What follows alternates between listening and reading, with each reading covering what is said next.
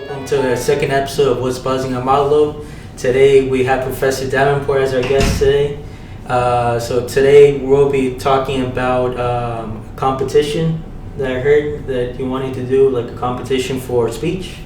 Yes, we did the first ever Debbie Zimmerman oratorical or speech contest last April actually, and we had 4 speakers, and that got us off to a good start, and we're hoping for better things, more participants this year. It's a college-wide speech contest that any Motlow student can enter. If they have taken COM 2025 or are currently taking that class, they're eligible to enter the contest and test out their speaking skills and be eligible for prizes and other things.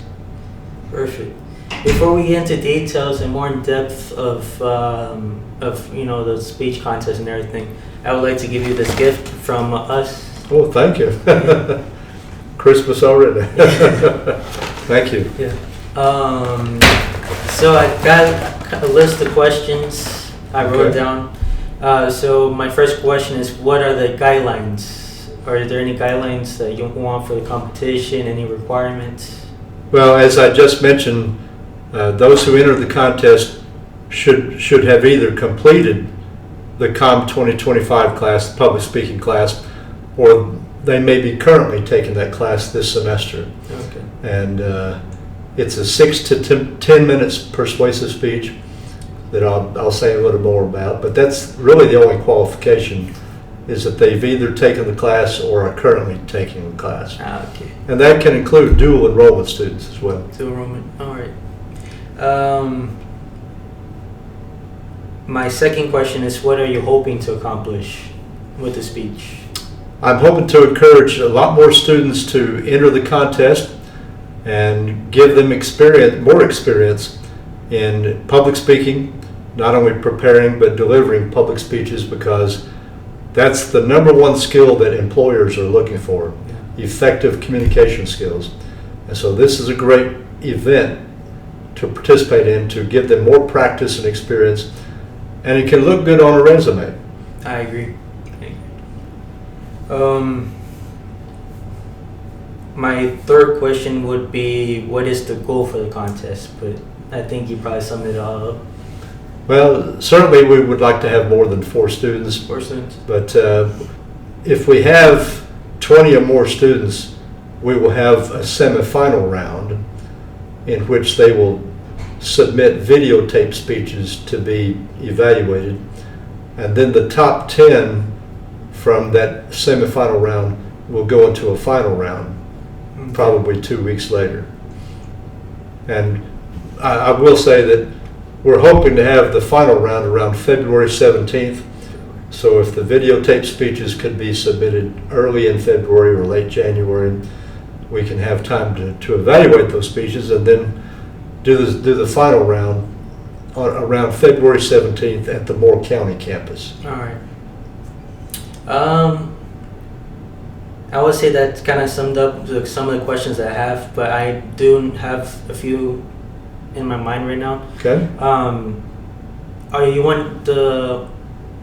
So they're making videos and they're sending it to you about the speech contest. What I would say topics, or is it any topic, or is it, or is there a requirement sort of, I'm not sure if you all understand what I'm trying to say. That's a good question. It would be topics of their own choosing. They're not chosen for them, and there's no theme to revolve around, but topics of their own choosing that they would prepare and deliver. All right. If you all have any questions or anything about what, of your own, feel free to comment down below in this video. But and also, how long do you think the video should be for the contest? Well, the speeches should be 6 to 10 minutes. 6 to 10 minutes. Right. Okay. Yeah. And if anyone has questions, they can contact me at rdavenport@mscc.edu. Okay. And I'll have a lot more information coming up in the next few weeks that everybody can know more about. Do you also post this on your own social media accounts or anything, or is it just with the school? Just through the school. Just with the school. Yeah, Okay. it's just for Motlow students. Okay. I do have a few more questions. Sure.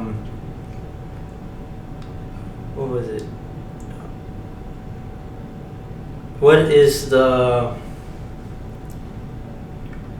You want them to write on paper, or is it just video? Oh, Well, they will also need to submit an outline an outline. with the videotape speech, and that will be part of the evaluation Okay. with the speech, both for the videotape speeches and the live speeches in the final round. Okay. Will there be any sessions where the students might be able to, come in together and talk or share their stories, where they might, talk about in the future or now with their stories?